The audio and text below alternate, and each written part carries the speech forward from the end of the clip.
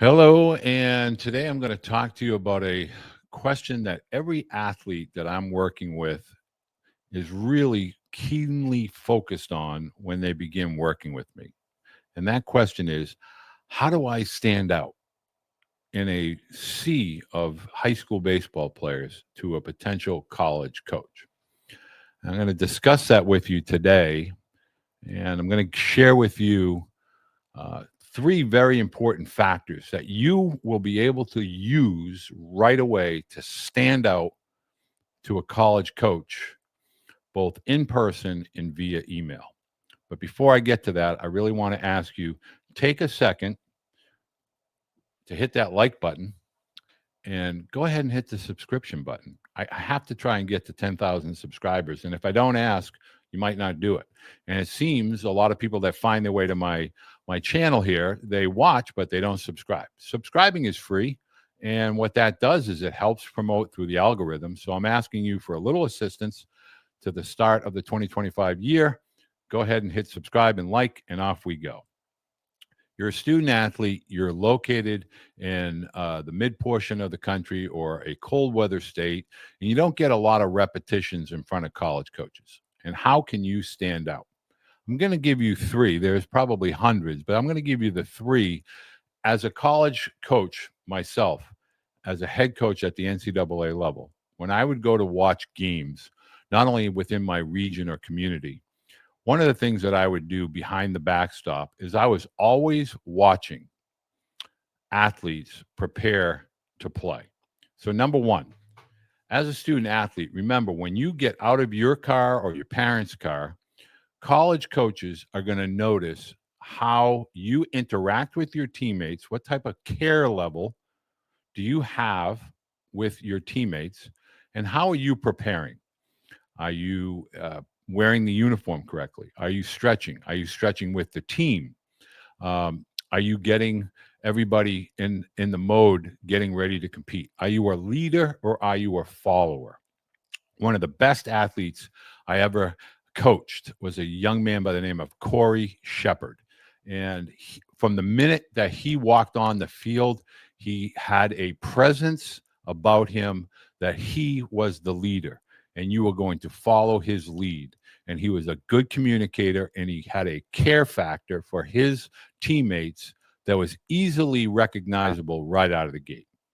Number two, competitive catch, meaning so many student athletes, when they warm up, when college coaches are at the ballpark, their eyes are going to drift towards the athletes that are being really taking the minute to separating themselves with regard to preparation, and that is competitive catch, meaning they're moving their bodies, they're separating their bodies, squaring the ball up in front, transferring the body, and throwing an accurate throw back to their throwing partner.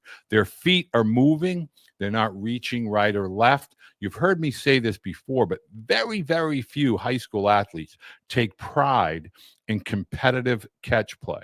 That's one of the top instinctual components when coaches are watching athletes. That's going to eyeballs are going to find you if you're the one playing competitive catch. Next, are you a communicator? Are you out on the field? Are you moving your athletes around? Are you engaged in the game? Are you giving signals if you're an infielder to your outfielders? Are you talking to your pitcher? Are you talking to your catcher? Are you moving your infielders based on where you're going to play a particular hitter? Are you an outfielder? Are you in the center field? Are you moving your right and left fielder? Are you communicating? What type of communicator are you? And then when you're in the dugout, are you a top of the rail guy? Are you in the dugout at the top cheering your teammates on? Are you engaged in the game and truly cheering on those teammates that are having a good day helping your team win when you may not be having such a great day individually? So coaches are going to look for moments of failure as opposed to moments of success.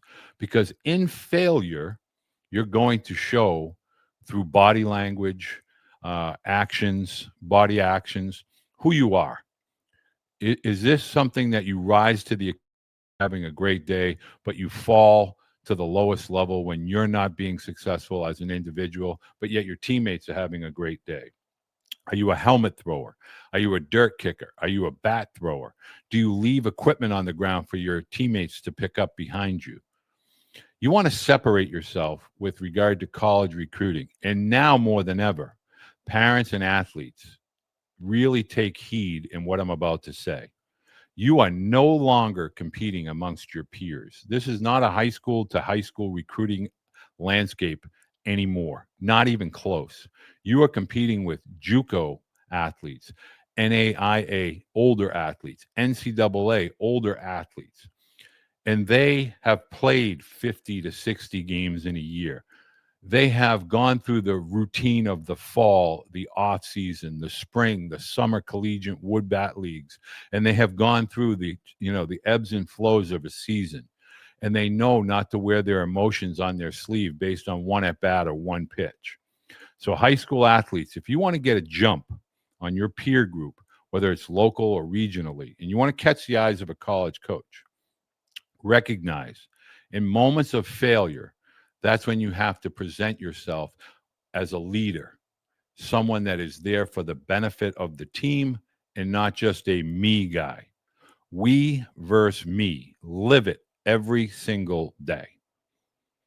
Comment down below. Leave your questions. I'm going to continue to ask and answer questions for you as listeners and watchers of the channel.